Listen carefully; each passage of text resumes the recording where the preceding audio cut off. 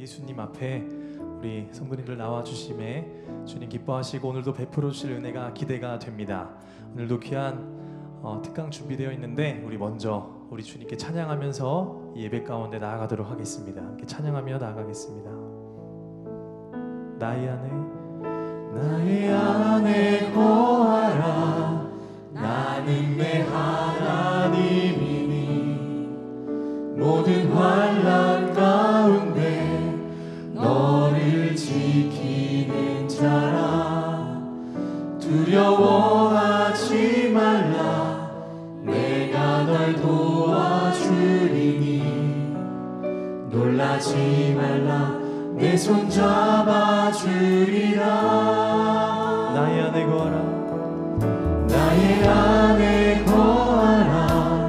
나는 내 하나님이니 모든 환난 가운데 너를 지키는 자라. 두려워하지 말라. 내가 널 도와주리니 놀라지 말라.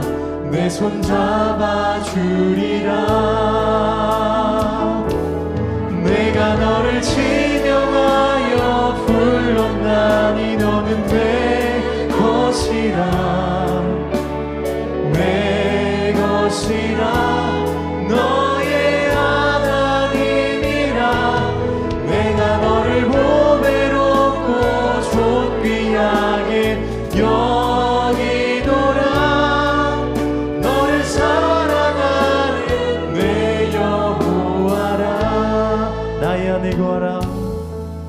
나의 안에 거하라.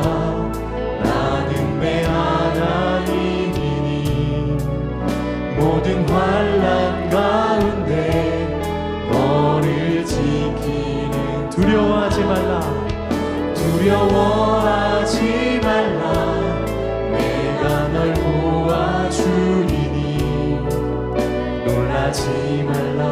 내 손 잡아주리. 주님께서 오늘 우리에게 말씀하여 주십니다. 내가 너를 지명하여 불렀나니 너는 내 것이라. 내 것이라. 너의 하나님이라. 내가 너를 보배롭고 존귀하게 여기노라. 너를 사랑하는 내 여호와. 내가 너를 지명하여 불렀나니 너는 내 것이라. 내 것이라. 너의 하나님이라. 내가 너를 보배롭고 존귀하게 여기노라. 오늘 이 밤 우리 주님께서 우리에게 말씀하여 주십니다. 내가 너를 지명하여 불렀나. 우리는 주님의 것입니다. 아멘. 내 것이라.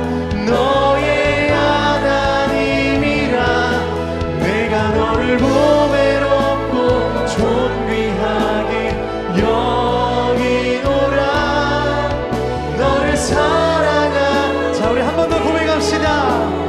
내가 너를 지명하여 불렀나니 너는 내 것이라. 내 것이라. 너의 하나님이라. 내가 너를 보배롭고 존귀하게 여기노라. 너를 사랑하는 내 여호와라. 나의 길 오직 그가 하시나니 나를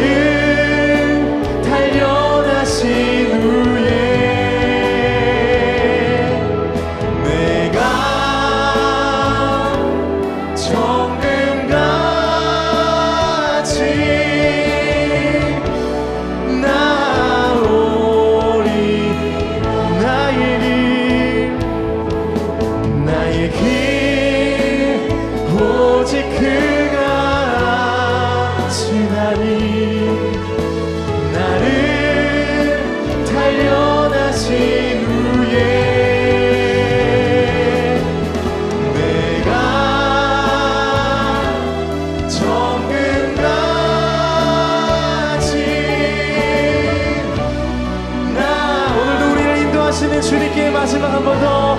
나의 길 오직 그가 하시나니, 나의 길 오직 그가. 우리의 삶의 모든 길을 주님께 맡겨드립시다. 단련하신 후에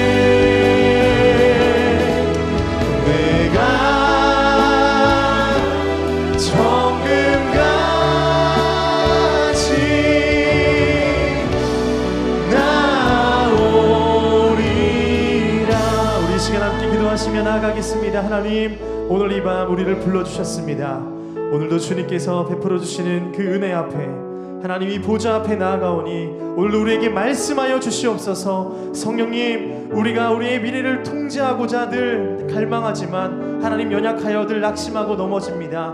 오늘 이 시간 다시 한번 우리의 주인 되신 예수님 붙잡으며 나아가오니 오늘 우리에게 말씀하여 주시고 성령님 우리의 심령을 인도하여 주시옵소서. 그러한 예배 그리고 오늘 그러한 특강 될 수 있도록 우리 시간 함께 주님의 이름을 크게 한번 부르짖고 통성으로 기도하며 나아가겠습니다. 주여,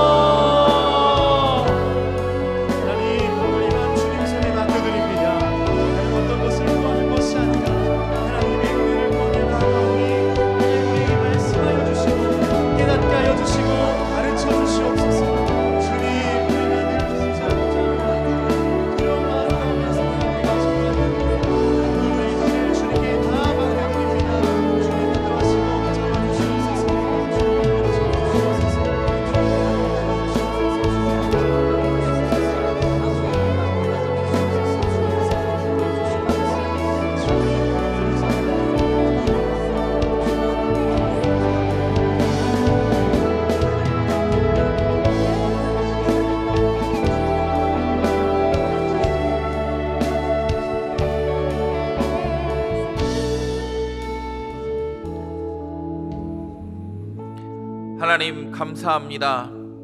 좋은 날 주시고 부활의 능력 가지고 이 땅을 살아갈 수 있는 힘 주신 것 감사합니다. 우리의 신앙이 무뎌지지 않고 봄의 꽃처럼 하나님을 향하여 활짝 피는 신앙인 되게 하여 주옵소서. 오늘 영성훈련부 기독교 가치관 교육팀 주관으로 올바른 기독교 가치관 세미나로 수요 예배를 드립니다. 하나님, 이 예배를 통하여 영광 받아 주옵소서. 예수님의 이름으로 기도드립니다. 아멘.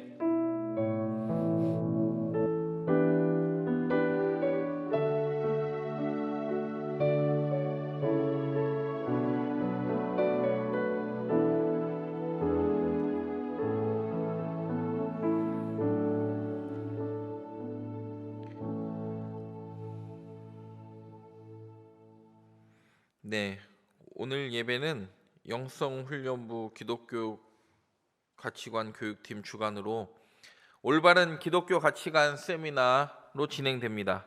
오늘 참사랑교회 담임 목사님이시며 카도시 아카데미 공동대표이신 이재용 목사님 나오셔서 자녀 세대에게 무엇을 심어줄 것인가 라는 주제로 말씀 전해주실 때 큰 은혜의 시간 되시기 바랍니다. 목사님 나오실 때 우리 박수로 환영하도록 하겠습니다.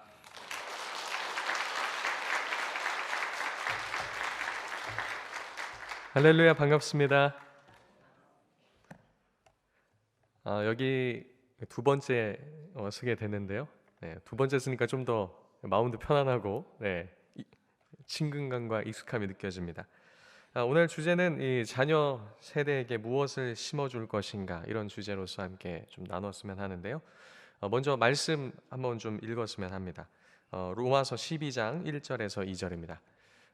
성경 있는 분들은 찾으셔도 되고요. 또 제가 봉독해 드릴 테니 들으셔도 괜찮습니다. 로마서 12장 1절에서 2절입니다. 그러므로 형제들아, 내가 하나님의 모든 자비하심으로 너희를 권하노니 너희 몸을 하나님이 기뻐하시는 거룩한 산 제물로 드리라. 이는 너희가 드릴 영적 예배니라. 너희는 이 세대를 본받지 말고 오직 마음을 새롭게 함으로 변화를 받아 하나님의 선하시고 기뻐하시고 온전하신 뜻이 무엇인지 분별하도록 하라. 아멘. PPT 띄워주시면 감사하겠습니다. 네. 자녀 세대들에게 무엇을 심어줘야 할까요? 자, 이 그림이 뭐죠? 아, 네, 맞습니다. 네. 콩 심은 데는 뭐가 납니까? 아, 그렇죠. 콩이 납니다. 팥 심은 데는 팥이 나죠. 이건 뭐 두말해 볼 필요도 없는 너무나도 당연한 것입니다. 무엇을 심든지 그대로 거두게 돼 있는 것이죠. 여기 말씀이 있습니다. 갈라디아서 6장 7절에서 8절. 우리 이 말씀도 함께 읽어볼까요? 시작.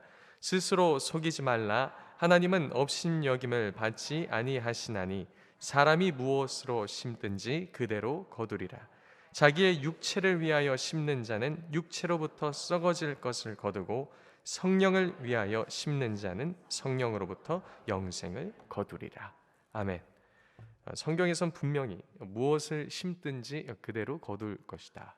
그래서 육체를 위해서 심는 자는 육체로부터 썩어질 것을, 그리고 성령을 위하여 심는 자는 성령으로부터 영생을 거둔다라고 말하고 있습니다. 자, 그러면 우리는 다음 세대 자녀들에게 무엇을 심어야 될지 깊이 고민해 봐야 되고, 그리고 말씀에서 말하는 바와 같이 내가 심은 대로 거둘 것이라는 걸 생각하면서 그대로 심어야 할 줄 압니다. 우리는 지금 현재 마지막 때를 살고 있습니다. 마지막 때를 살 때 굉장히 중요한 키워드가 있습니다. 그 키워드는 무엇이냐면 바로 분별입니다. 무엇이라고요? 분별. 네. 이 세상에는 나아갈 방향성과 이 길들 제시되고 있는 것이 너무 많아요. 여기서 나는 무엇을 분별해서 어떤 것이 참된 길이고 내가 가야 될 길인지를 여러 곳 속에서 가르고 그리고 구별해서 나아가야 한다라는 것이죠. 그런데 문제가 있습니다. 이 분별이 쉬워요? 쉽지 않아요? 쉽지 않다라는 겁니다. 이 분별이 쉬워서 명확하면 좋은데, 물론 명확하지만 명확해도 쉽지 않은 게 분별이다라는 겁니다. 자, 한번 성도님들께 질문해 보겠습니다. 나의 앞날에 거대한 폭풍우가 다가오고 있습니다. 폭풍이 이제 나에게 오고 있어요. 나의 삶 가운데. 그래서 기도를 합니다. 자, 뭐라고 기도하시겠습니까? 어떻게 기도하시겠습니까? 우리 옆에 있는 성도님들께 한번 서로 물어볼까요? 어떻게 기도하실래요? 한번 물어보세요. 어떻게 기도하실래요? 네. 그럼 여기서 이제 몇 가지가 나올 겁니다. 첫 번째, 이미 이제 오는 것이 보여요. 왜 보여주셨을까? 이거 피해가라고. 네. 하나님, 잘 피하게 하옵소서. 혹은 하나님, 다가오지 않게 하여 주옵소서. 아예 그냥 다가와서 피하는 게 아니라 아예 다가오지 않게 하옵소서. 자, 또 있겠죠? 하나님, 이것을 잘 감당하게 하옵소서. 무엇이 하나님의 뜻일까요? 그러니까 이게 어렵다라는 거예요. 지금 다가오고 있는 폭풍우가 하나님께서 나로 하여금 미리 보고 아예 그냥 넘어가길 원하는 건지, 그러니까 미리 보고 아예 가질 않는 거예요. 그런 길 자체를. 아니면 이것이 몰려올 때 이제 다 와서 감당하다가 쉽지 않으면 피해가게 이렇게 구해야 되는 것이 맞는가? 아니면 이것이 하나님께서 원하시는 것이 내가 이것을 정면으로 돌파해서 감당하는 걸 원하시는가? 우리는 삶의 여러 가지 문제들 가운데 다가오는 이런 질문과 그리고 이 질문에 대한 기도, 무엇이 하나님의 뜻인지 분별하기가 참 쉽지 않습니다. 예수님께서는 이 모든 것을 이미 알고 계셨어요. 얼마 전에 무엇이 있었죠? 고난주가 있었고 이제 부활주가 있었죠. 예수님께서는 본인이 이 땅에 왜 오신지, 그리고 무엇을 위해 오셨는지, 그리고 다가오는 것이 무엇인지 알고 계셨습니다. 그리고 그 일이 맞닥뜨려졌을 때 예수님께서는 기도하셨어요. 아버지여, 이 잔이 피해갈 수 있거든 내게서 옮겨주시고, 그러나 누구 뜻대로 마시고 나의 뜻대로 마시고, 누구의 뜻대로 없어서 아버지의 뜻대로 없어서. 이게 예수님께서 가르쳐 주신 아주 모범적인 기도가 아닌지 모르겠습니다. 우리 삶에 때로는 하나님께서 내가 피하고 싶고 때로는 도망치고 싶어도 그렇지 않은, 내가 꼭 감당해야 될 그와 같은 고난과 역경과 환난도 허락하신다는 말입니다. 근데 여기서 몸부림치면서 벗어나려고 하는 것이 아니라 우리는 그것을 또 잘 감당하기 위해서 기도해야 되는 것이죠. 그래서 우리는 기도할 수 있습니다. 우리의 의지에 따라서 하나님, 너무 두렵습니다. 다가오는 거 무섭습니다. 그래서 피할 수 있으면 피하게 해주시고 만나지 않게 해주실 수 있으면 그렇게 하옵소서. 그러나 누구 뜻대로 마시고 내 뜻대로 마시고 아버지 뜻대로 하옵소서. 이 모든 것을 통해서 하나님 나라가 이루어지고 이 모든 것을 통해서 내가 예수 그리스도를 더 닮아가고 이 모든 것을 통해서 주님을 더 깊이 알 수 있다면 나는 이 모든 것을 지불하길 원합니다. 장사꾼이 귀한 값진 진주를 발견했습니다. 성경에서 뭐라고 말하죠? 예수님께서는 그 장사꾼은 모든 것을 팔아서 그것을 사는 겁니다. 그 밭을 사는 거예요. 그 보화를 사는 거예요. 우리 하나님을 더 알아가기 위해서 하나님께서 우리를 이 땅 가운데 부르셨는데 우리가 그분을 더 알아가기 위한 대가 지불을 주께서 요구하신다면 우리는 마땅히 지불하면서 나아가야 되지 않겠습니까? 우리는 예수 그리스도를 닮길 원한다고 늘 입술로 고백합니다. 삶에서 하나님께서 주시는 모든 것들 주께서 원하시면 그렇게 하옵소서. 때로는 피해가는 것을 통해서 하나님을 더 알아갈 수 있다면 때로는 그 모든 것을 보고 아예 처음부터 벗어나는 것을 통해서 하나님의 그와 같은 보호하심과 위로하심과 건지심을 알아갈 수 있다면 그런 것을 통해서 우리는 하나님께 기도하고 이렇게 나아가야 한다는 거죠. 그러니까 분별의 문제는 쉽다 쉽지 않다? 쉽지 않다는 겁니다. 분별은 기본적으로 말씀을 가지고 하는 겁니다. 무엇을 가지고 한다고요? 말씀의 기준이 있어야 하죠. 자, 그런데 이 말씀만 가지고서도 참 쉽지가 않습니다. 예수님께서 이 땅에 계실 때 여러 가지 기적을 통해서 자기가 어떠한 자인지를 드러내셨습니다. 그리고 예수님께서도 성전을 뒤집어 엎으시면서 성전을 정하셨고 또 이 성전을 헐라 내가 3일 만에 일으키리라. 그리고 시편 말씀을 통해서도 제자들이 나중에 알았죠. 그 열심히 그를 삼킨다. 예수님께서 하신 모든 것은 말씀을 이루는 것이며 약속대로 나아가는 것이었습니다. 근데 제자들은 그것을 말씀이 육신이 되신 하나님의 아들이 옆에 계심에도 불구하고 그분의 행하시는 걸 깨달아 알았습니까? 몰랐습니까? 몰랐다라는 거죠. 예수님께서는 자신이 고난받으실 것을 3번이나 말씀하셨습니다. 제자들은 알았습니까? 몰랐습니까? 몰랐어요. 예수님께서 3번째도 말씀하실 때 제자들은 뭐 때문에 싸웠습니까? 그렇죠. 하나는 누가 우편에 앉을 것인가, 누가 좌편에 앉을 것인가. 또 그것을 얘기하고 자기들은 그걸 보면서도 막 화를 내고 지금 그러고 있다라는 거죠. 그리고 예수님께서 부활하신 다음에 갈릴리로 먼저 가 계신다고 말씀하셨음에도 불구하고 제자들은 덜덜 떨고 있었죠. 그 중에 2명은 엠마오로 가고 있었습니다. 그 옆에 누가 동행하셨죠? 예수님 동행하셨어요. 제자들 알았습니까? 몰랐습니까? 몰랐어요. 성경을 가리켜서 풀어주고 다 하는데도 예수님께서 바로 옆에 동행하시는데도 모르고 있다는 거죠. 분별은 쉽습니까? 어렵습니까? 어려운 문제입니다. 그래서 우리는 알아야 되는 게 말씀을 통해서 반드시 누가 조명하실 때?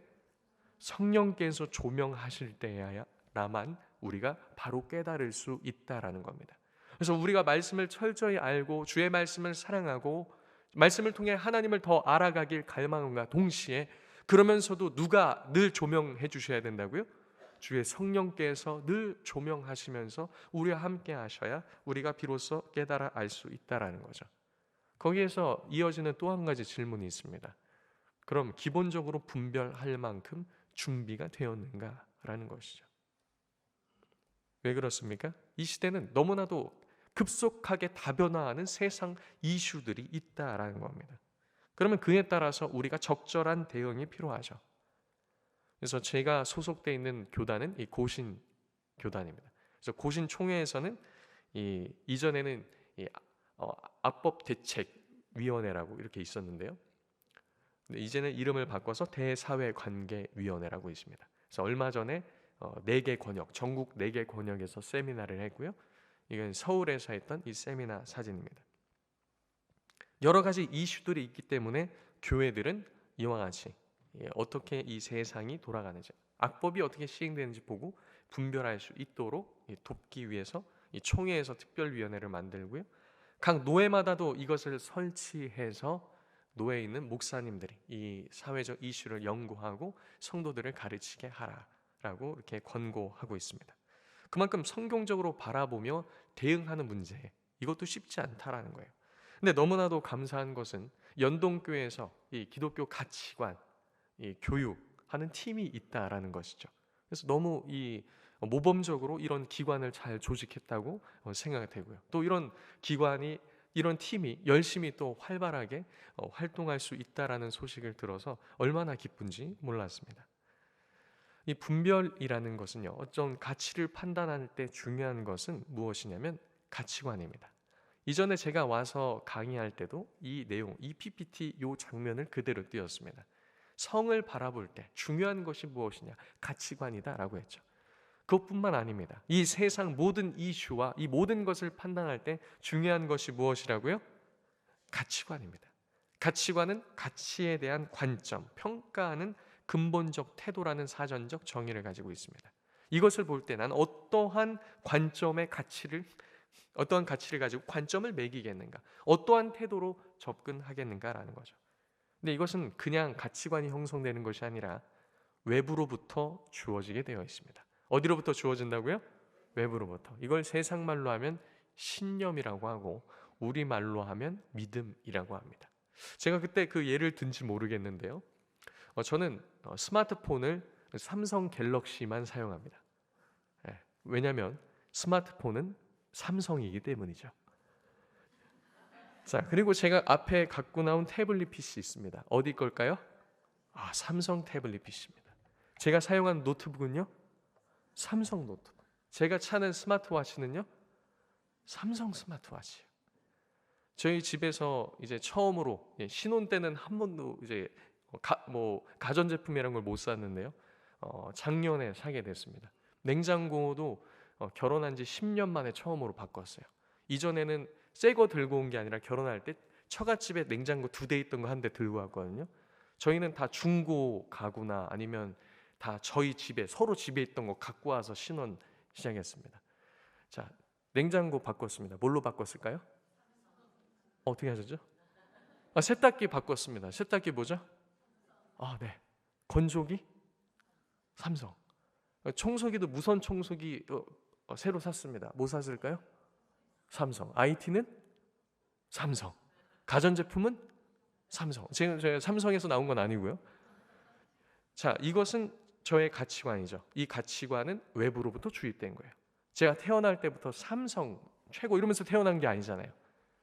외부로부터 여러 메시지를 통해 그 가치관, 그 믿음이 형성된 겁니다. 이것은 무엇을 동반하는가?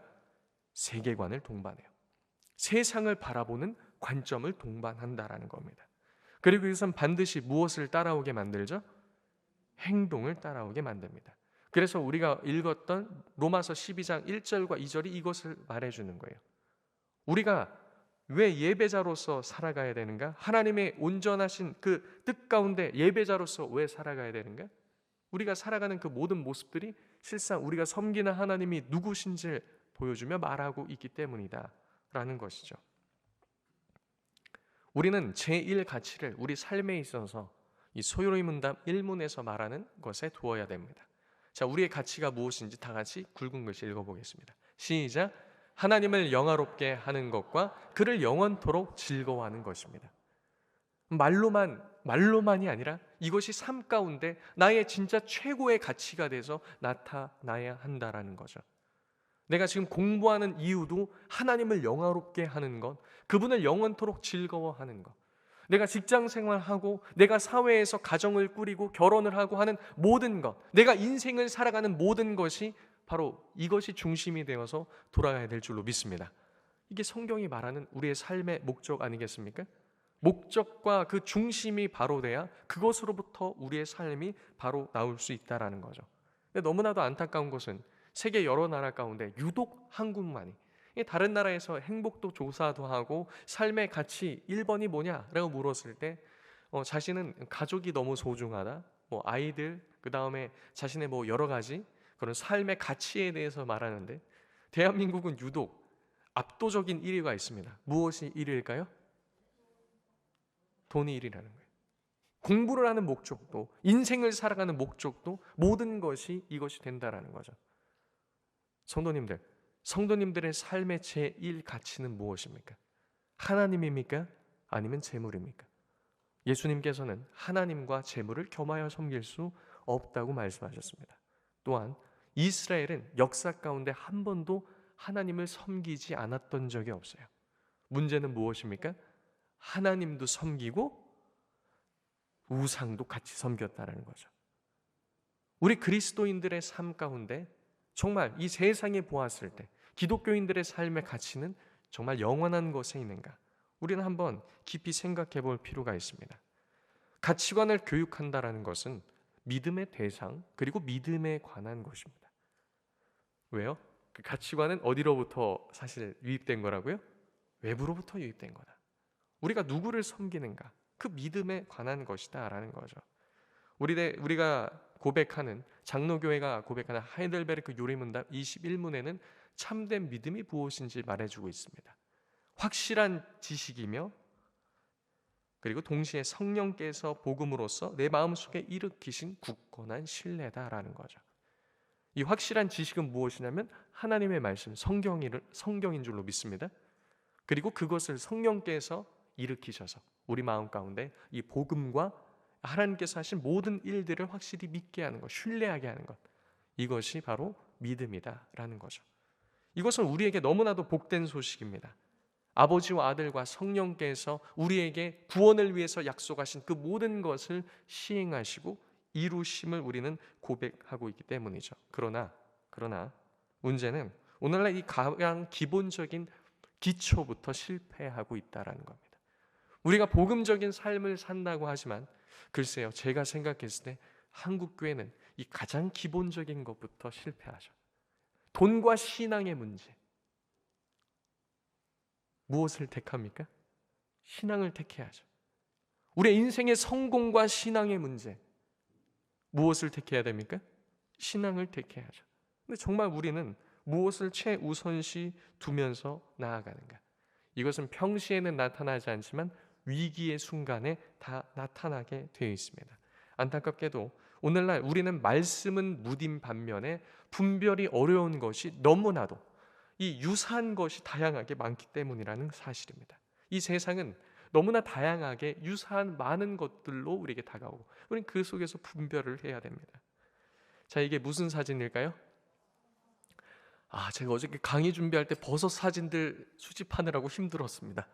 자, 이 버섯 사진 유심히 보시면서 무엇이 먹을 수 있는 것이고 무엇이 못 먹는 것인지 잠깐 생각해 보시기 바랍니다. 자, 우리는 무엇이 못 먹는 보통 버섯이라고 익히 알고 있죠? 화려한 것.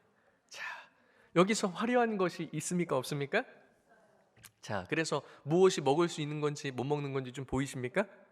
네, 좋습니다. 그런데 지금 본 모든 버섯은 먹을 수 있는 버섯입니다. 네, 놀랍죠? 그리고 여기서는 무엇이 먹을 수 있고 무엇이 먹을 수 없는 걸까요?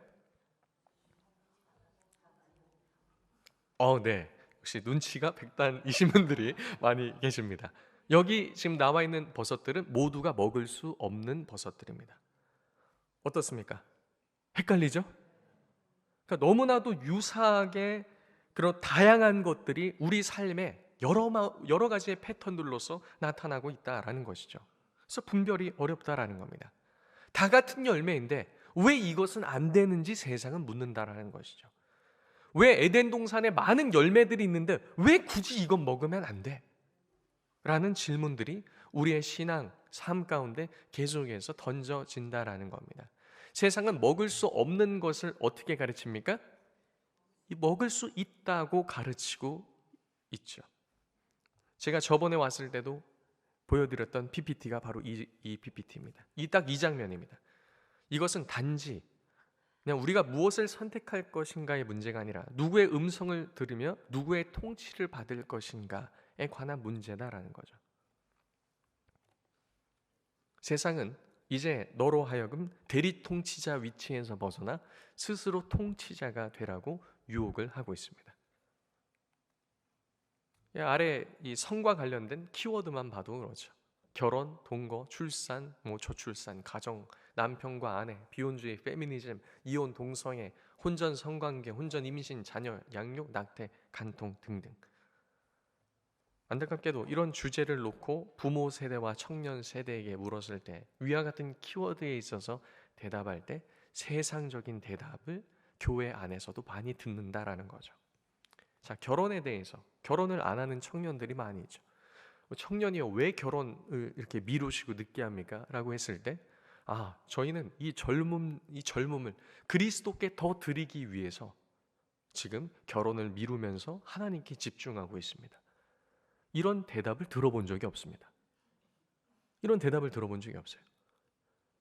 혹은 저는 선교사로서 혹은 저는 대한민국에 있지만 저의 삶에 온전히 예수 그리스도께만 집중하기 위해서 저는 혼자 살기로 그와 같이 하나님께 서원하였습니다. 바울도 이와 같이 하는 자는 잘한 자라고 얘기했죠. 결혼한 자도 잘했고 이와 같이 독신으로서 온전히 주를 섬기는 자도 잘하는 자다. 근데 그렇게 대답을 하는 청년을 아직 만나본 적이 없습니다. 결혼에 대해서 얘기할 때 다 무엇을 얘기하죠? 무엇이 준비 안 됐다? 돈이 준비 안 됐다. 물론 돈은 현실적인 문제입니다. 그러나 우리 그리스도인들의 대답에 있어서 지금 그의 삶과 그가 결혼하고 출산하는 문제도 마찬가지입니다. 결혼을 한 신혼부부가 아이를 안 낳아요. 기독교인 신혼부부가. 왜 아이를 안 낳습니까? 그러면 무엇이 나와요? 돈 문제가 나온다는 거예요. 청년들이 왜 자꾸 결혼을 안 하고 이런 문제가 있습니까? 라고 했을 때 자기의 그 인생 라이프 그 미래까지 다 설계라는 겁니다. 연대기적으로 쫙 그림을 그리면서 쫙 우리가 봤을 때 결혼을 하면 안 되겠다. 결혼해도 아이를 낳으면 안 되겠다. 뭐 어떻다 저렇다 얘기를 하는 거예요. 하나님은 어디서 역사하셔야 됩니까? 하나님은 어디 지점에서 그의 인생 가운데 역사하셔야 하냐는 말입니다. 우리는 누구를 하나님을 아버지로 섬기는 백성들인 줄로 믿습니다. 맞습니까? 하나님께서 우리의 머리카락 개수도 세시고 하늘의 새와 들의 들짐승과 그리고 그 모든 자연 만물을 먹이시고 입히시는 분인 줄로 믿습니다. 우리도 먹이시고 입히시는 분입니까? 맞습니까?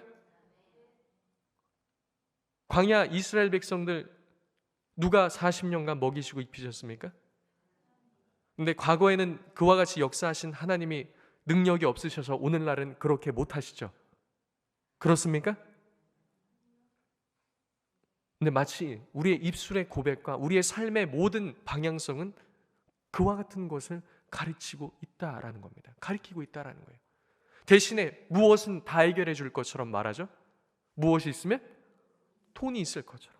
돈이 있으면 결혼도 하고 돈이 있으면 자녀도 낳고 돈이 있으면 자녀 양육도 잘 시키고 돈이 있으면 모든 것을 다 한다고 그리스도인들도 말합니다. 무엇이 세상과 다른 지점입니까? 이 모든 것은 믿음과 가치관의 문제입니다. 이미 그 속에서 이 견고한 가치관들과 믿음이 형성되어 있다는 거죠. 내가 그리스도인이지만 세상을 살아가려면 돈도 있어야 되고 뭐도 있어야 되고 여러 가지 것들이 있어야 된다는 거예요. 하나 샘플로서 예를 들자면 이 동성애에 관련된 문제입니다. 동성 결혼 법제화 찬성하는가 계속해서 퍼센테이지가 올라가고 있습니다. 21년도에는 20대 청년의 73%가 동성 결혼 법제화 찬성한다. 한국갤럽 데일리 어피니언 자료입니다.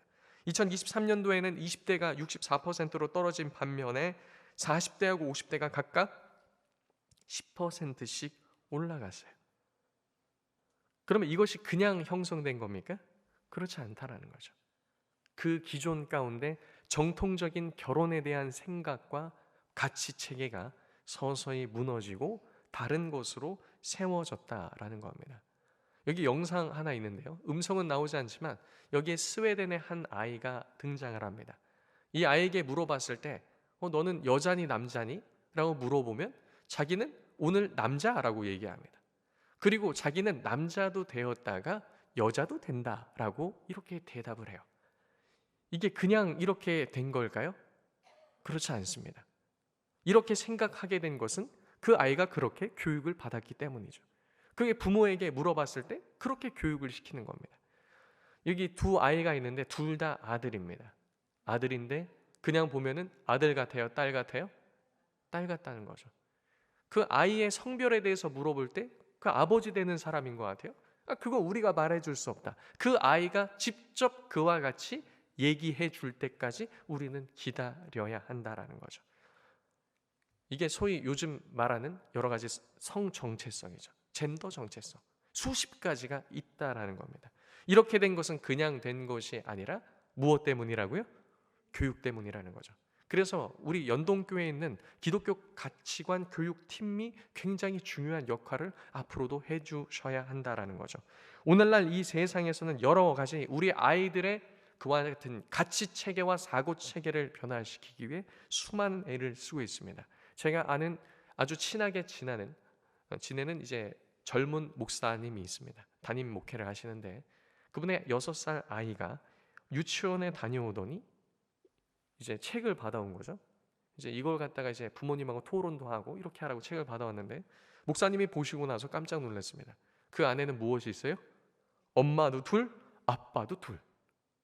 목사님이 이 책을 가지고 쫓아 올라갔습니다. 왜냐하면 그 유치원의 원장님은 권사님이기 때문이죠. 권사님 이게 도대체 무슨 일입니까?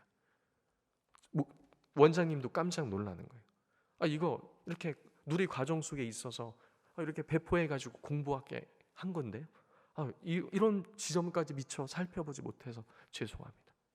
앞으로는 면밀히 살펴보겠습니다.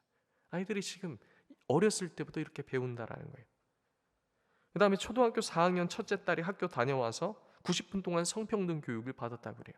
성에 대한 고정관념을 없애라고 하면서 아버지가 여자의 옷을 입고 있고 아들이 저와 같이 백설공주 옷을 입혀놓은 것을 아이들에게 보여줬다라는 거죠. 저희 고신교단에 한 목사님도 있습니다. 목사님의 둘째 아들, 6살 아들이 식탁에서 무엇을 얘기해요? 동성 결혼을 얘기하는 거예요. 목사님이 깜짝 놀란 겁니다. 너 그거 어디서 들었어? 어린이집에서 선생님한테 들었다라는 거죠. 아까 전에 보았던 그 스웨덴 이야기입니다. 스웨덴에서 이때 당시가 2019년이거든요. 이때 당시에 이제 7년째 스웨덴에서 살고 있는 스톡홀름 한인교회 목사님 딸입니다. 그녀 이제 그 학생이 이제 학교 다니는 이야기를 해주는데요. 이제 중립 화장실도 있고요. 남녀 같이 쓰는 화장실도 있고, 이제 보건실 앞에 콘돔이 있고요. 그 다음에 이제 기독교 동아리는 안 되는데 뭔데요? 동성애 동아리는 돼요. 그리고 퀴어 축제 그 기간이 되면 이게 학교 내부 모습입니다. 그냥 다 이제 이와 같은 것을 걸어 놓는 것이죠. 그렇게 교육을 받았으니 그런 아이들이 나오는 겁니다. 그리고 이런 교육은 2019년부터 대한민국에도 상륙했습니다. 2019년에 여가부 장관이 스웨덴으로 넘어가서 이 양해 각서 체결을 했죠. 이 성평등 관련된 교육관에서 말입니다. 지금 교회한 다음 세대들의 교육 생태계가 이와 같이 아주 촘촘하게 다음 세대들의 가치관을 형성해 나아가고 있습니다. 2022년에 서울특별시 교육청에서 성평등 교육 환경 조성 및 활성화 기본 계획 안내를 쭉 배포를 했습니다. 여기 안에 보면은 이런 공문의 내용들이 있는데요. 확대해서 보면 이렇습니다. 가족 형태에 따른 구성원의 다양한 역할을 알아본다. 내용만 보면 이 글귀만 보면 상당히 건전하고 괜찮죠. 옛날과 오늘날의 혼인 풍습과 가족 구성을 비교하고 시대별 가족의 모습과 가족 구성원의 역할 변화를 탐색한다. 가족의 다양한 삶의 모습을 존중하는 태도를 갖는다. 주변 가족의 모습을 통해 나와 가족 관계 및 역할, 그 구성원들의 역할을 탐색한다. 다음 슬라이드도 보면 자신과 타인의 성을 소중히 여긴다. 건강한 가정을 위한 가족 구성원의 역할을 탐색한다. 사랑과 결혼의 의미를 이해하고 이상적인 배우자상에 대한 개인적 사회적 고정관념을 성찰하며 그리고 행복한 가정생활을 위한 배우자 선택 기준을 제안한다. 책임 있는 부모가 되기 위한 필요한 역량을 기른다. 바람직하지 않습니까? 이렇게 들으면. 그래서 여기서 말하는 교육 자료를 따라 들어가 봤습니다. 자, 그러니까 건강한 가족 안에는 무엇이 나와요? 동성 가족이 등장합니다. 이제 교계가 하도 반대하니까요. 건강한 가족, 다양한 가족, 이성교제 이 안에다가 동성애를 넣어놨습니다. 지금 우리 아이들은 교회 안 아이들도 무엇을 교육받아요? 이런 내용들을 교육받고 있는 겁니다. 성적 지향을 이유로 모욕, 비하, 멸시, 위협 이런 것들을 하지 말 것. 동성애자들을 위해서 기도만 해도 혐오입니다. 왜요? 자신의 정체성을 인정하지 않는다. 혐오이죠. 사실 이 차별금지법이 통과되고 동성혼이 통과된 나라에서는요, 성경은 무슨 책일까요? 혐오 책입니다. 혐오에 관한 내용이 가득 들어있거든요. 자, 그 다음에 남녀가 옷을 이렇게 바꿔 입은 내용들, 성 역할 고정관념과 다른 모습으로 살아가는 많은 사람들이 있습니다. 이렇게 하면서 이 내용들을 보여주고 있는 겁니다. 그리고 사랑의 개념에 대해서도 마찬가지죠. 새로운 세대는 사랑, 결혼, 가족에 대한 실험을 강요하는 시대를 살고 있다라고 말하면서 우리는 뭐 서로 사랑하고 싶다. 근데 이 사랑 안에 무슨 사랑도 들어있을까요? 동성 간의 사랑도 들어있고 하는 것이죠. 참 심각합니다. 초등학교 현장에서 아이들이 이제 학급 문고나 이런 데 꽂혀 있는 초등 성평등 연구회에서 나온 이 페미니즘 관련된 책입니다. 처음에 이 책이 발간됐을 때 교계에서도 반발이 엄청났습니다. 왜 이런 것들을 초등학생들에게 읽히려고 하는가? 근데 이 단체에서 얘기했을 때 우리는 동성애나 이런 거 교육하지 않는다고 했습니다. 그래서 제가 책을 나오자마자 2권을 사서 보았습니다. 문제는 무엇인가? 우정을 사랑으로 가르친다는 거예요. 요즘 아이들 우정을 사랑으로 배우고 있습니다. 단지 이 책뿐만이 아니라요. 그래서 교회 안 중고등학생들의 질문이 뭔지 아십니까? 목사님, 제가 갖고 있는 이 감정이 동성애인지 아닌지 모르겠어요. 아이들의 발달 과정에 따르면 또래 집단끼리 뭉치는 그 시기들이 있습니다. 중고등학교 시기, 특별히 중학교 시기, 초등학교 고학년 때와 중학교 1, 2학년 때 또래 집단끼리 놀죠. 남학생들은요, 나가서 축구도 하고요, 뭐 산도 타고요. 요즘 학생들은 뭐 PC방도 가고요. 여학생들은요, 또 나름대로 그런 놀이 문화가 있죠. 근데 그런 것들 이제 친밀감 가운데 느끼는 게 동성애가 아닙니까? 그런 질문들을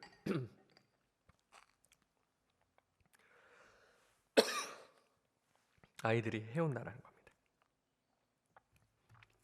너무나도 비극적인 시대에 살고 있습니다. 이 내용을 보면 뭐가 나오죠? 동성애가 등장해요. 없다면서요. 성평등. 무엇을 바꿔 입어라? 옷을 바꿔 입어라. 남자가 무엇 입고 있죠? 여자는요?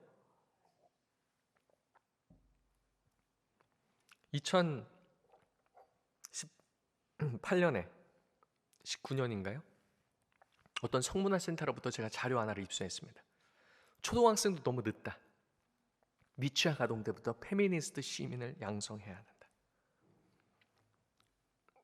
2024년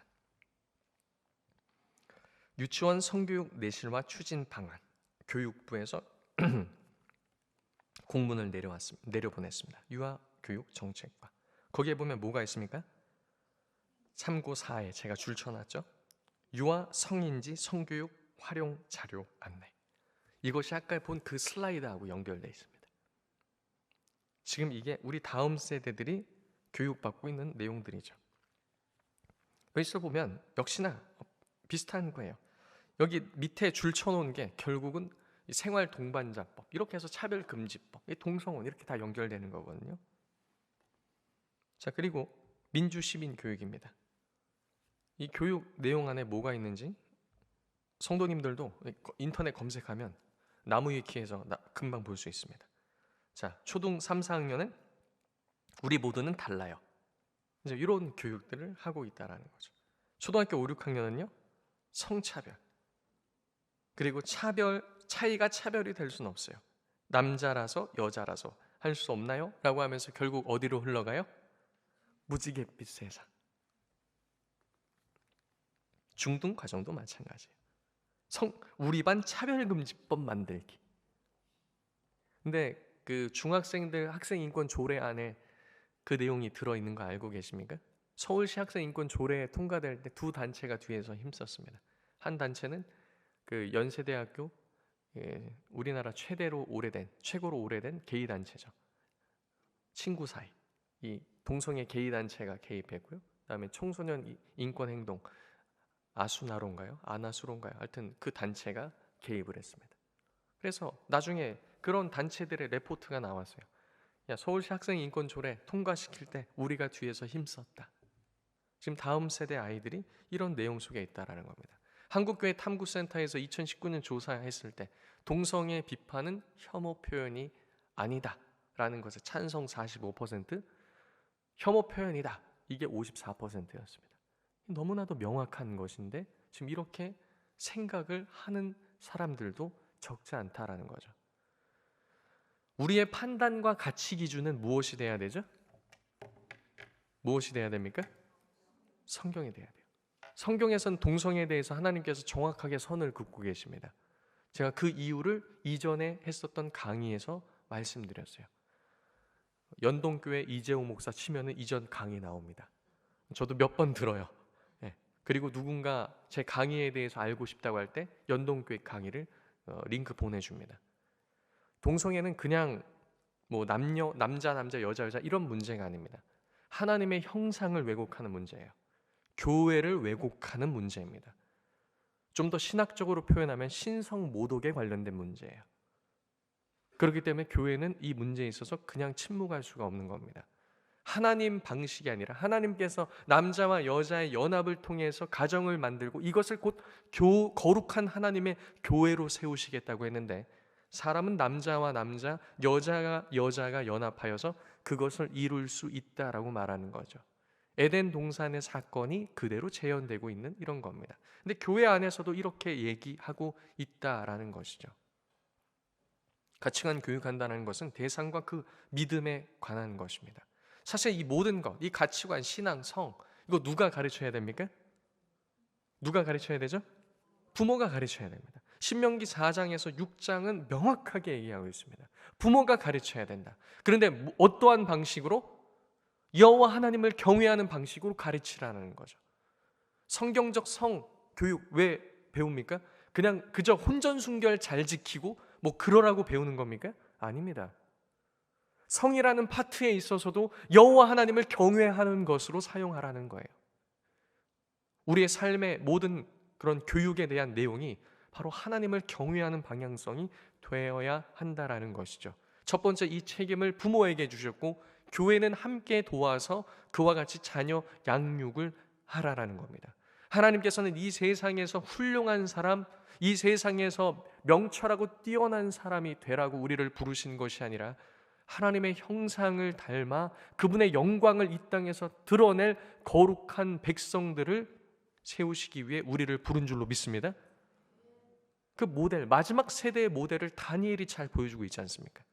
우리는 그와 같은 모습으로서 자녀들을 양육해야 한다는 거죠. 이 디모데후서 말씀 다 같이 읽어보겠습니다. 시작. 모든 성경은 하나님의 감동으로 된 것으로 교훈과 책망과 바르게 함과 의로 교육하기에 유익하니. 책망을 한다는 것은 뭐예요? 그릇 가고 있다라는 거죠.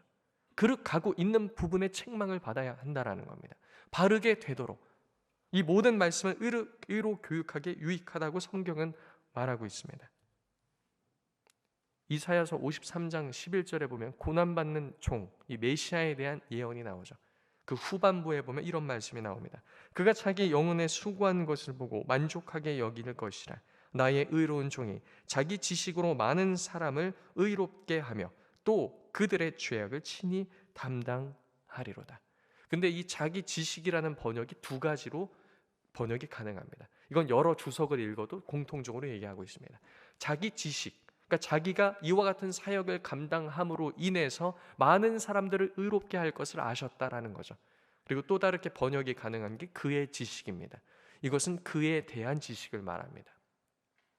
많은 사람들이 그리스도께서 감당하시는 그 모든 사역이 무엇인 줄 알고 그분과 함께 죽음에도 동참한 자가 그와 함께 부활에도 동참하리라. 이 모든 그분의 사역을 아는 자들, 그분에 대한 지식을 가진 자들, 그런 자들이 십자가를 지고 주님을 쫓는 자들이 되겠죠. 그런 자들을 의롭게 하신다는 겁니다. 그래서 뒤에 나오는 말씀인 영생은 곧 유일하신 참 하나님과 그가 보내신 자 예수 그리스도를 아는 것이 바로 여기서 나오는 겁니다. 영생은 그냥 단지 지식으로서만 아는 것이 아니라 그분이 우리를 위해서 감당하신 그 죽음의 사역이 무엇이며 그것에 내가 함께 동참함이 무엇이며 그와 같이 함께 부활에 참여함이 무엇인지를 아는 것. 하나님께서 그 백성의 구원을 위해서 약속하시고 이루신 그 모든 것이 무엇인지 아는 것. 서론 부분에 봤었던 하이델베르크 요리문답 21문이 말하는 것과 동일한 것을 말하는 겁니다. 그분을 그와 같이 아는 자들입니다. 그런 자들이 영생을 가진 자들이라는 거죠. 그리고 또 이 말씀이 있습니다. 골로새서 3장 10절 다 같이 읽어보겠습니다. 시작. 새 사람을 입었으니 이는 자기를 창조하신 이의 형상을 따라 지식에까지 새롭게 하심을 입은 자니라. 아멘. 이런 자들이 이와 같이 수많은 비슷하고 유사한 것이 많은 가운데 무엇이 참된 것이며 우리가 먹을 수 있는 것이며 나아갈 길인지를 알게 된다라는 겁니다. 이와 같은 여러 키워드, 단지 제가 성에 대해서만 좀 언급했습니다만 이 사회에 나타나고 있는 여러 키워드들을 어떻게 우리가 바라보며 분별할지를 이 속에서 우리는 생각해야 한다는 거죠. 새롭게 하심을 입은 우리가. 성에 대해서는 결혼, 가정, 교회, 하나님 나라 연결되어 있다는 것을 알고, 성은 단지 남녀의 문제, 그냥 성적인 유의 이것이 아니에요. 하나님 나라에 관한 겁니다. 성은 무엇에 관한 거라고요? 하나님 나라와 연결이 되어 있습니다.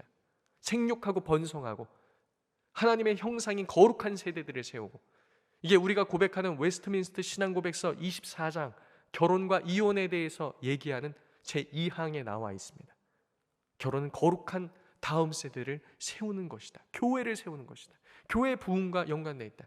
본래 창조하신 그 성의 의미가 무엇인가? 그럼 우리는 또 다른 부분에서 적용할 수 있겠죠. 내가 이 땅에서 하나님께서 나를 부르신 이유는 무엇인가? 사람이 살아가는 이유와 목적은 무엇인가? 내가 일하는 이유는 무엇인가? 내가 열심히 이 사회에서 공헌하는 이유는 무엇인가? 내가 인생을 살아간 뒤에 남겨야 할 것은 무엇인가? 자녀 세대들에게 남겨주어야 할 것은 무엇인가? 그래서 하나님 나라와 세상 나라에 대한 가치관이 계속해서 부딪히고 있다라는 거예요. 하나님 나라와 세상 나라. 사실 이거는 신학의 싸움입니다. 무슨 싸움이라고요? 신학의 싸움. 신학이라는 것은 신에 대한 학문, 다른 말로 하면 이게 본래 어원이 나왔을 때는 신을 말하다라는 겁니다. 신에 대해 말하다. 다른 말로 하면 설교를 말하는 것이죠. 하나님을 말하는 겁니다. 우리는 우리의 삶과 모든 것을 통해서 누구를 말하고? 하나님을 말하고, 세상은요 그들의 하나님을 말하죠. 돈이 최고다, 명예가 최고다, 자기 만족하는 것이 최고다. 이 신학의 싸움입니다. 이 체계의 싸움이다라는 거죠. 어떤 아이들로 키울 것인가? 저기 아이들 예쁘죠? 네, 제 쌍둥이 딸들입니다. 네. 그리고 또 여기 사진에 찍히지 않았지만 저기 땅바닥 어딘가에 막내가 엎드려 있습니다. 어떤 아이들로 키울 것이며 무엇을 심어줄 것인가? 오늘날 대기업에서 인재를 말하는 이 공통 키워드들이 있습니다. 첫 번째는 도전하는 인물, 그 다음에 혁신, 존중, 협력, 소통, 창의, 전문성과 열정과 자율성, 그리고 4차 산업시대의 이 네 가지 이 인재, 역량, 무엇과 무엇입니까? 창의력, 의사소통, 협업, 비판적 사고능력. 많은 부모님들은 이와 같은 인재상을 그리면서 우리 자녀 세대들을 열심을 다해 키우려고 합니다. 근데 다른 분들은 어떻게 키울지 잘 몰라도 저의 관점은 뚜렷합니다. 여기 말씀에 이렇게 나와 있죠. 여호와를 경외하는 것이 지혜의 근본이요 거룩하신 자를 아는 것이 명철이니라. 저는 저희 자녀들이 여호와 하나님을 경외하는 자로서 성장하였으면 좋겠습니다. 다른 거는 2차, 3차입니다. 이 첫 번째 것만 하면 돼요. 또한 여호와를 경외하는 자뿐만 아니라 연결돼서 순종하는 자가 되길 소망합니다. 이 세상은 무엇이 되라고 그래요? 창의적 인재. 창의적 인재가 돼서 이것저것 해봐라, 뭐 상고도 쳐봐라, 네 마음대로도 해봐라. 아니요. 저는 좀 다르게 교육합니다. 하나님께 순종해라. 하나님 말씀에 순종해라. 하나님 말씀의 권위에 순종해라. 그것이 세상 최고의 지혜다. 지혜자 대신, 지혜의 근원 대신 그분을 알게 하는 것, 그 알게 하는 건 학습적인 지식을 말하는 것이 아니라 성경에서는 그분을 경험적으로 깨달아 아는 것을 말하는 겁니다. 그분이 내 속에 들어와 계시고 내가 그분을 아는 것. 하나님께서는 누구를 찾으십니까? 여호와를 경외하는 자, 하나님을 순종하는 자, 참된 예배자, 이런 사람들을 찾으십니다. 입시와 신앙, 일터와 신앙. 제가 이번 주일이죠. 주일에 대구 지역에 내려갔다 왔습니다. 거기에 3040 부모님들과 대화를 할 때 많은 질문들이 이 내용들입니다. 입시와 신앙에 있어서 어릴 때는 열심히 자녀 신앙교육을 했다라는 거죠. 근데 점점 자라면서 이제 신앙은 어떻게 됩니까? 점점 없어지고 이제 무엇만 가득하게 돼요? 이 세상 공부에 대한 질문과 이런 대답들만 계속해서 나온다라는 거죠. 근데 이것이 단지 여기서만 끝나는 것이 아닙니다. 아이들이 대학을 가서 나중에 직장을 가기 위해서, 직장에서도 승진을 하기 위해서, 승진을 한 뒤에도 더 잘 살기 위해서 열심을 다해 살아간다라는 거죠. 부모들은 갈등을 합니다. 너무나도 당연한 거예요. 세상은 우리에게 호락호락하지가 않습니다. 세상은 냉정해요. 우리 기독교 신앙에 있어서 믿음의 선배들이 걸었던 길 중에 호락호락한 길은 하나도 없었습니다. 세상은 저항합니다. 세상은 우리에게 호의적이지가 않습니다. 거기서 우리는 무엇을 남겨줄 것인가? 무엇을 물려줄 것인가? 세상은 계속해서 우리들에게 도전을 합니다. 고린도후서 10장 4절에서 5절 있습니다. 이 말씀도 읽어볼까요? 시작. 우리의 싸우는 무기는 육신에 속한 것이 아니요 오직 어떠한 견고한 진도 무너뜨리는 하나님의 능력이라. 모든 이론을 무너뜨리고 하나님을 아는 것을 대적하여 높아진 것을 다 무너뜨리고 모든 생각을 사로잡아 그리스도에게 복종하게 하니. 아멘. 이게 가치의 싸움입니다. 우리의 형성되어 있는 기독교 신앙에 대한 가치 체계를 무너뜨리고 들어오게 되어 있습니다. 네가 성공하려면 세상에서 성공해야 돼. 네가 성공하는 것은 바로 그거야. 그게 하나님께 영광이야 라고 말하면서 하나님의 영광을 유사한 것으로 바꿔서 얘기하죠. 동성애자들도 사랑 얘기합니다. 맞죠? 나름대로의 사랑이에요. 기존의 가치 체계를 무너뜨리려면 새로운 가치 체계가 밀고 들어와서 그 자리에 안착해야 됩니다. 이게 영적 전쟁이고 가치관 싸움입니다. 우리 장로교 신학에 있어서 양대 산맥이 있습니다. 이쪽에 좌측에 계신 분이 박윤선 박사님이고 우측에 계신 분이 박형용 박사님이에요. 박형용 박사님이 이렇게 얘기했습니다. 신학 없는 교회는 일정한 메시지를 가지지 못할 것이니 세상을 향하여 무엇을 외칠 수 있겠는가? 그리고 스코틀랜드 신학자 토머스 토렌스는 이렇게 말했습니다. 신학 없는 곳에는 교회가 있다 없다? 없다라는 거죠. 가정도 무엇입니까? 교회죠. 우리의 신앙과 우리의 삶에 있어서 신학은 뗄래야 뗄 수 없다라는 겁니다. 박형용 박사님은 이렇게 말합니다. 사람들은 태어날 때부터 본성적으로 체계적인 걸 좋아한다라는 거죠. 여기 옷장 보면 어떻게 정리되어 있죠? 깔끔합니다. 저희 집은 아닙니다. 네, 저쪽 주방 보면 어떻습니까? 깔끔하게. 책장 보면요, 네, 책장이 깔끔하게 정리되어 있어요. 책장에 냄비 있고, 책장에 갑자기 옷이 있고, 책장에서 뭐 잡동사니와 신발들이, 우리는 그렇게 집을 꾸리지 않죠? 세상 사람들 공부할 때도 어떻게 합니까? 체계적으로 합니다. 박형용 박사님은 세상 학문도 체계적인 걸 기본으로 한다라는 거죠. 근데 안타깝게도 제가 봤을 때 우리 기독교 신앙에 있어서는 약간 이런 게 아닌가라는 생각이 듭니다. 정확히 그림이 잘 표현해주고 있어요. 옷장에 뭐가 있어요? 그릇도 있고 신발도 있고 장난감도 있고 침대 위에도 여러 가지 것들이 있고 뒤죽박죽이라는 거죠.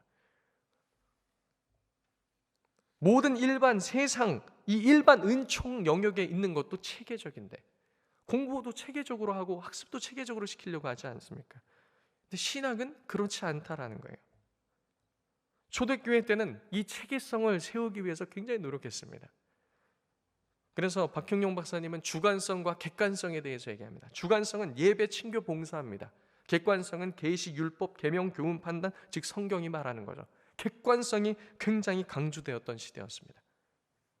초대교회 때는 객관성이 강조되었다. 근데 중세교회 때는 어떻게 넘어갑니까? 주관성이 강조되는 거죠. 예배와 친교와 봉사, 이게 객관성을 앞지르기 시작합니다. 종교개혁 선배들은요, 놀랍게도 객관성과 주관성의 평행을 잘 맞췄습니다. 근현대 교회는요, 세상 철학 사조로 인해서 주관적인 것으로 넘어갔습니다. 그래서 나름대로 이렇게 신앙생활하면 복을 받는데, 이렇게 섬겨야 한데, 나름대로가 너무 많아졌어요. 나름대로. 신앙생활은 그렇게 하는 것이 아니라고 믿음의 선배들은 신앙 고백서를 통해 잘 남겨줬죠. 우리 신앙생활은 어떻게 해야 돼요? 어떻게 해야 돼요? 무엇을 따라? 말씀에 따라 해야 된다. 말씀의 체계성 속에서 해야 된다. 이 객관성인 말씀이 우리 속에 체계적으로 자리 잡아 있어야 이 세상 체계가 밀고 들어와도 어떻게 할 수 있는 겁니까? 저항할 수 있어요. 견고한 신앙 체계. 바라기 원하는 것은요, 우리 연동교회가 이와 같은 신앙의 체계를 굳건히 세우는 교회가 되었으면 좋겠습니다. 특별히 기독교 가치관 교육팀을 통해서, 그리고 여기 앉아 계신 3040 우리 젊은 부모 세대 여러분, 자녀들에게 하나님에 대해서 가르치시기 바랍니다. 가장 잘 정리해 놓은 것은 신학입니다. 성경에 있는 여러 구원, 믿음. 제가 이번에 동성애 담임 목사님 아들이면서 동성애자라고 커밍아웃한 아이를 2번째 상담 맡았습니다. 다른 케이스도 있었고요. 목사님 아들도 자기 동성애자라고 커밍아웃해요. 또 동성애, 또 원조 교제하는 아이들 상담 옵니다. 아이가 중학교 3학년인데 27살 여자 선생님하고 원조 교제해요. 모태신앙입니다. 온 가족 예수입니다요. 학생부 임원입니다. 어른 예배, 학생 예배 다 드려요. 믿음 있는 학생이에요? 아니에요? 누가 봐도 믿음 있는 학생처럼 보이죠. 얘기해보면은 예수님 믿을까요? 안 믿을까요? 안 믿어요. 목사님 아들 예수님 믿을까요? 안 믿을까요? 안 믿어요. 체계적인 걸 심어주지 못했고, 세상은 그들 나름대로의 체계성으로 그 속에 견고하게 진을 쳐버렸어요. 성도님들, 돌아가셔서 여러분들 자녀에게 믿음에 대해서 얘기해 보세요. 믿음이 뭐니? 어떻게 해야 구원을 받니? 네가 믿는 하나님이 누구시니? 이거를 가르쳐 주려면 누가 먼저 알아야 되죠? 부모가 먼저 알아야 돼요. 부모가 먼저 알아야지 가르쳐 줄 거 아닙니까? 그것을 잘 정리해 놓은 게 뭐예요? 신학입니다. 조직 신학이에요. 그래서 저희 교회에서는 조직 신학을 가르치고 있어요. 누구에게? 특별히 3040 부모들에게. 당신들이 믿음이 뭔지 알아야지 가르칠 거 아니에요. 엄마, 내가 섬기는 하나님이 누구시죠? 부모가 대답 못하고, 그냥 하나님이야, 믿어. 요즘 아이들 그렇게 안 배우거든요. 바라기 원하는 것은 우리 연동교회가 이와 같은 신학적 체계들을 잘 뿌리내리고 든든하게 세워서 거룩하고 건강한 교회로서 세워지는 역사 있게 예수님의 이름으로 축복합니다. 자, 기도하고 마치겠습니다. 하나님 아버지, 감사합니다. 이 시간들을 통해서 우리가 다시 한번 우리 속에 있는 가치관의 형성과 이것이 어떻게 자리 잡고 있는지, 또 세상은 어떻게 밀고 들어오는지, 또 우리는 어떻게 대응을 해야 되는지를 짧은 시간 살펴보게 하시니 감사드립니다. 바라옵게 원하는 것은 우리 사랑하는 연동교회 모든 성도들이 세상이 말하는 바를 쫓아서 살아가는 것이 아니라 시대를 분별하여 하나님의 기쁘시고 선하시고 그분의 위대하신 뜻들을 분별하여 주의 말씀대로 그들의 가치와 또 자녀 세대들의 신앙을 세워갈 수 있는 큰 힘을 얻을 수 있도록 주의 성령께서 함께하여 주옵소서. 기독교 가치관 교육팀 가운데도 함께하사 이 모든 일을 이 교회 가운데 아름답게 잘 서포트하게 하여 주옵시고, 이 모든 것을 통해서 한국교회의 빛이 되는 우리 연동교회 될 수 있도록 주께서 역사하여 주옵소서. 모든 것 주께 감사드리오며 우리 주 예수님의 이름으로 기도드립니다. 아멘.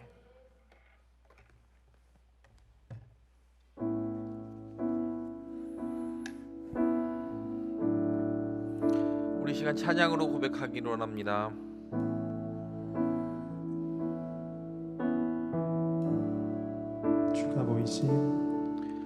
주가 보이신 생명의 길, 나 주님과 함께 상한 마음을 들이며 주님 앞에 나가리. 나의 의로움이 되신 주 그 이름 예수, 나의 길이 되신 이름 예수.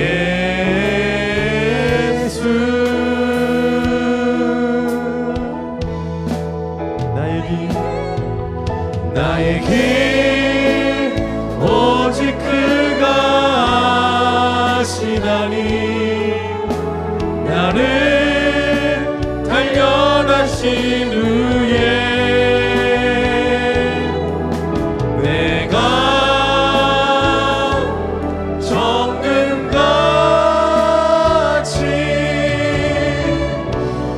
나오리. 나의 길 오직 그가 아시나니. 나의 길 오직 그가 아시나니. 나를 단련하신 후에 내가 정금같이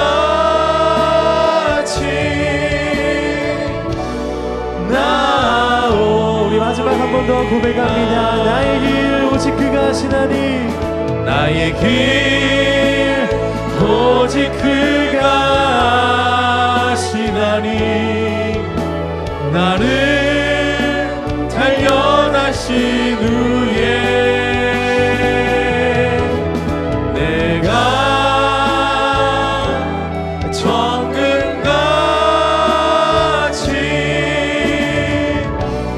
나오리라.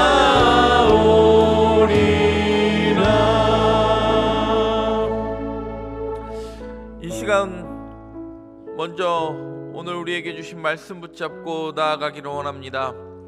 하나님, 우리에게 부모라는 사명 감당하게 하셨사오니 우리 자녀들에게 올바른 신앙을 선물로 주는, 선물로 유산으로 상속하는 부모 되게 하시고, 먼저 부모된 우리가 신앙 가운데 바로 설 수 있도록 주여 우리에게 은혜를 베풀어 주옵소서. 이 시간 말씀 붙잡고 주여 한번 부르짖고 기도합니다. 주여! 아버지 하나님 감사합니다. 하나님, 우리에게 부모의 사명을 맡겨주신 이유와 그 뜻을 깨달아 아는 하나님의 백성 되기를 간절히 원합니다. 부모로서 하나님, 우리의 자녀에게 무엇을 할까, 무엇을 물려줄 것인가 고민할 때에 먼저 우리가 가지고 있는 올바른 신앙과 가치관을 우리 자녀들에게 선물로 주게 하시며, 나는 어떤 신앙인으로 이 자리에 설 수 있는가, 날마다 우리의 신앙을 점검할 수 있는 영적으로 깨어있는 하나님의 백성 되게 하여옵소서. 하나님, 우리를 세워주신 이유, 우리를 붙들어주신 이유를 날마다 온전히 깨닫게 하여 주옵소서. 바르고 듣고 본바를 깨달아 알고 그것을 물려줄 수 있는 부모 되게 하시며, 하나님, 우리의 자녀들의 세대를 하나님께서 붙잡아 주시고 하나님께 만족하시고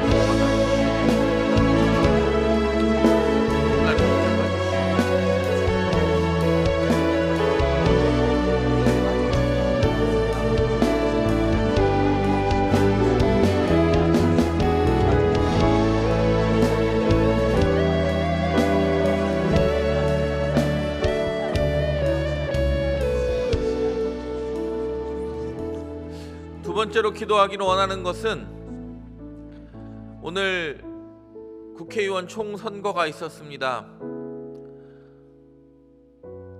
개표가 진행 중인데 뽑힌 일꾼들을 통하여 하나님의 영광이 드러나게 하시고, 먼저 뽑힌 일꾼들이 하나님을 두려워하게 하옵소서. 하나님, 이 나라 정치, 경제, 사회, 문화, 외교, 국방, 사회 전 분야가 안정되게 하시고, 새로 뽑힌 일꾼들은 정쟁에 연연하기보다 하나님께 먼저 영광이 되며 백성들을 두려워할 줄 아는 일꾼 되게 하옵소서. 그 일꾼들이 하나님께서 맡겨주신 사명들을 잘 감당하게 해달라고 오늘 뽑힌 일꾼과 이 나라 이 민족을 위하여 주여 한번 부르짖고 기도하겠습니다. 주여! 하나님 아버지 감사합니다. 이 나라 이 민족 하나님께서 붙드시는 나라 될 줄 믿습니다. 하나님, 나라가 매우 혼란스럽고 격동의 시기를 겪고 있습니다. 하나님께서 붙잡아 주셔서 하나님 오늘 새로 뽑힌 일꾼들을 통하여 이 나라 전국이 안정되게 하시며 하나님을 두려워하는 일꾼들이 이 땅 가운데 세워지게 하여 주옵소서. 하나님, 정치인들은 민심의 두려움을 깨닫고 다시 한번 하나님과 백성의 뜻을 따라 살 수 있도록 주여 은혜를 베풀어 주옵소서. 하나님, 이 나라 이 민족이 다시 한번 어려움과 전쟁의 소용돌이에 휘말리지 않도록 이 나라를 안위하여 주시고 하나님, 정치, 경제, 사회, 외교, 문화, 국방 그리고 교육 하나님 사회 전 분야가 안정되게 하시되 하나님을 경외하며 하나님을 두려워할 줄 아는 이 나라 이 민족 되게 하여 주옵소서. 하나님, 위정자들이 먼저 하나님을 위하여 일할 수 있게 하시며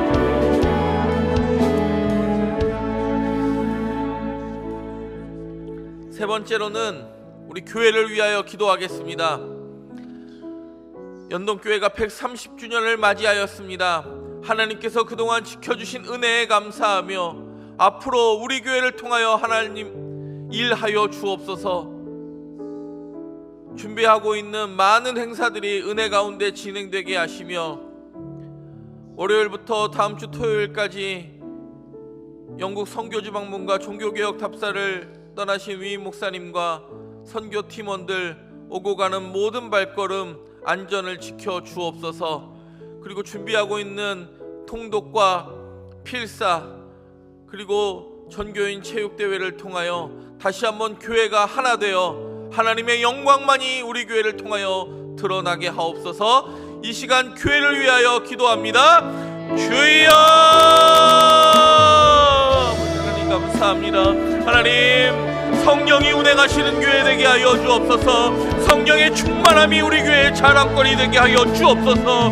하나님, 지나온 세월보다 앞으로 우리 교회를 통하여 행하실 일들을 기대하는 교회 되게 하여 주옵소서. 하나님, 우리 교회를 통하여 하나님의 뜻이 이 땅 가운데 펼쳐지기를 원합니다.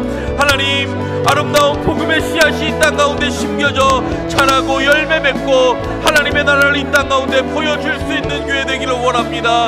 하나님, 성경 통독과 필사를 통하여 하나님의 말씀이 우리의 삶 가운데 채워지게 하여 주시고 흔들리지 않는 신앙인으로 우리 연동교회에 한 사람 한 사람을 세워 주옵소서. 하나님, 5월 15일에 있을 전교인 체육대회를 통하여 하나님 모든 교인들이 다시 한번 함께 웃으며 함께 즐거워하며 하나된 교회의 모습을 보이게 하여 주옵소서. 하나님, 월요일부터 출타하고 계신 위임 목사님과 선교팀원들 붙잡아 주시고 하나님께서 보게 하시는 많은 것들 보고 경험하게 하여 주옵소서. 하나님, 우리 교회가 하나님의 일하시는 아름다운 터전 하나님 청년들이 세워지며 하나님 영아부부터 고등부까지의 영적 복음화가 일어나며 작년 세대가 그 세대들을 위하여 기도할 줄 아는 하나님 미래가 있는 교회 되기를 간절히 원합니다. 하나님, 우리 교회를 붙잡아 주시고 날마다 세워 주시옵소서. 하나님, 감사합니다. 우리를 각자의 맡겨진 사명의 자리에 세워주신 것 감사합니다. 그 사명 다 하는 날까지 흔들리지 않는 신앙인 되기를 간절히 원합니다. 우리 교회를 통하여 영광 받으실 하나님, 성령의 충만함이 복음의 능력이 나타남이 우리 교회의 자랑거리 되게 하여 주옵소서. 지금은 우리 주 예수 그리스도의 은혜와 하나님 아버지의 다함이 없는 사랑과 보혜사 성령님의 감화감동 교통 역사하심이 우리에게 맡겨진 사명 잘 감당하는 하나님의 사람들이라 결단하는 연동의 모든 권속들 머리머리 위에 이제로부터 영원토록 함께하옵시기를 간절히 축원하옵나이다. 아멘.